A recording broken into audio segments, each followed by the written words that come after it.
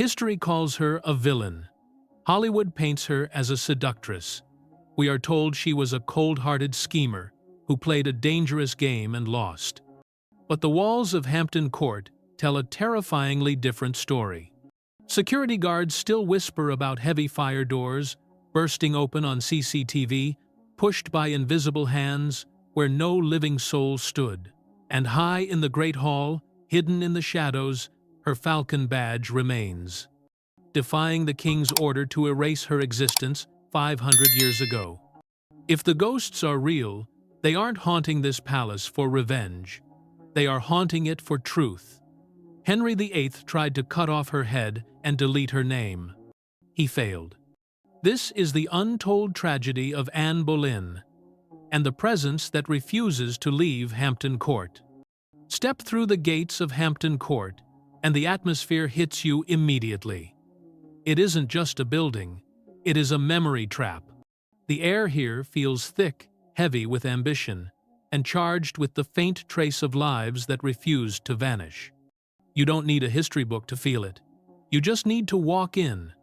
Dawn over the Thames brings a veil of mist that drifts across the palace gardens like a whisper returning home. It gives you the unsettling impression that history isn't gone. It's simply waiting for you to notice it. But this palace wasn't built for a queen. It was built for an ego. Cardinal Thomas Wolsey designed this place not just to impress, but to overwhelm.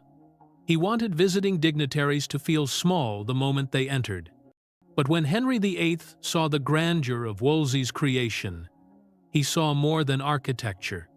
He saw a stage worthy of a god-king. And inevitably, it became the stage for the most dramatic, bloody, and heartbreaking story England ever endured. To understand the ghost, you must understand the woman. Before the crown, before the controversy, Anne was simply a courtier navigating a minefield. Picture the scene: a world ruled entirely by men whose whims could reshape nations or end lives.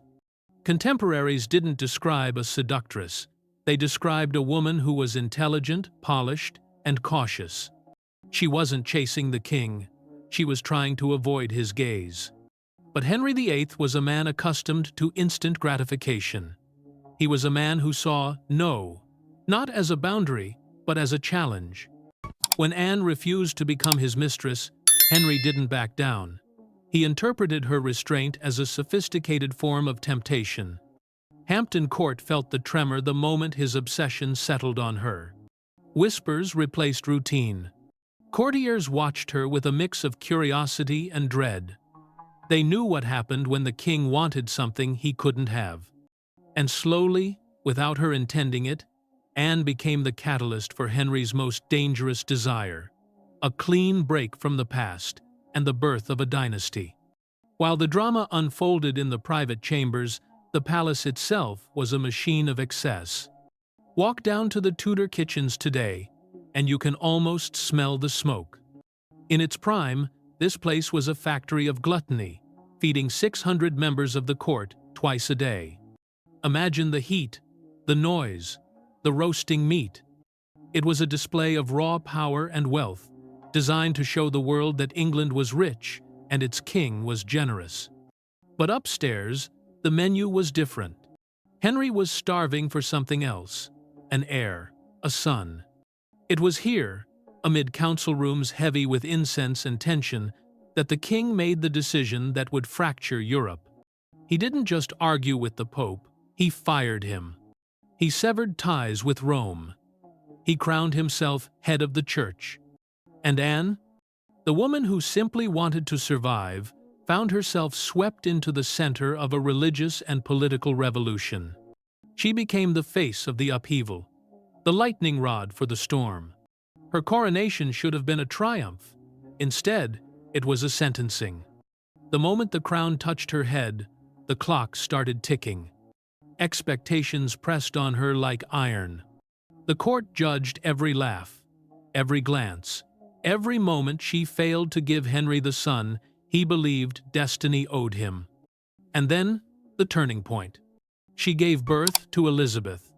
Brilliant, destined, but for a king obsessed with a male heir, the wrong gender. The shift in Henry was subtle, but terrifyingly unmistakable. Courtiers noticed the wandering eye. Servants noticed the cold shoulders. Anne noticed the silence. She fought to fulfill her role. She hosted gatherings in these very halls. She supported scholars. She tried to be the queen he wanted. But in a world that punished independent women, her strength became fuel for her enemies. Criticism sharpened into conspiracy. Hampton Court felt the atmosphere tightening, like a storm preparing to break. This is where Hollywood gets it wrong. Movies show us a woman playing a game of chess, maneuvering for power.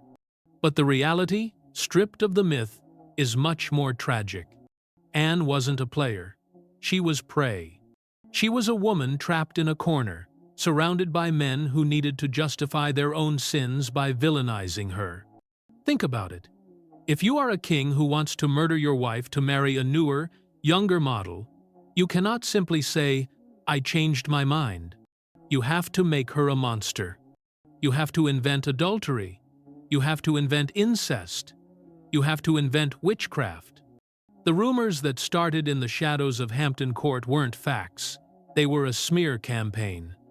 And because Henry held the pen, he wrote the history. Then came the night everything changed.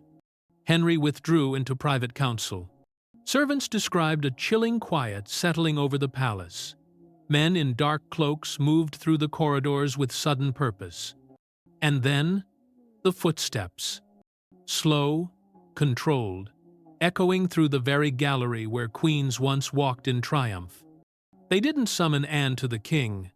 They summoned her to the council. That alone told her everything. It was the end. After her arrest, Hampton Court became eerily still. Servants later spoke of a coldness in the corridors, as if the palace itself was in shock. Anne's chambers remained intact, but without her, they felt ghostly. Her ladies were dismissed. Her musicians were silenced. And Henry? According to those who saw him, he showed no visible sorrow.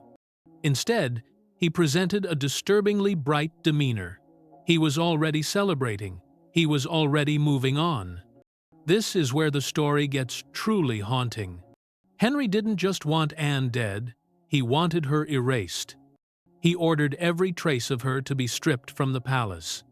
Her initials, her portraits, her ciphers. Workmen scrambled to chisel her H and A, love knots off the stone. They painted over her badges. They tried to scrub her from the timeline of England. But they missed something. Look up, high in the Great Hall. Hidden in the dark corners of the wooden beams, the workmen missed, or perhaps chose, to ignore Anne's Falcon badge. It is still there today. 500 years later, Henry is dead. The workmen are dust, but Anne's symbol remains, looking down on the very hall where she was condemned. It is a silent act of defiance carved in wood. You cannot kill a memory. But the Falcon isn't the only thing that lingers. There is a specific corridor in this palace known simply as the Haunted Gallery. It was here that another tragedy played out, the fall of Catherine Howard, Henry's fifth wife. Legend says she broke free from her guards and ran down this gallery, screaming for the king's mercy while he prayed in the chapel. She never reached him. And today, visitors don't just see things here, they feel them. It's a sudden drop in temperature, a feeling of dizziness. And yes, the faint, desperate sound of a scream echoing where no one stands. Even skeptics have been rattled here.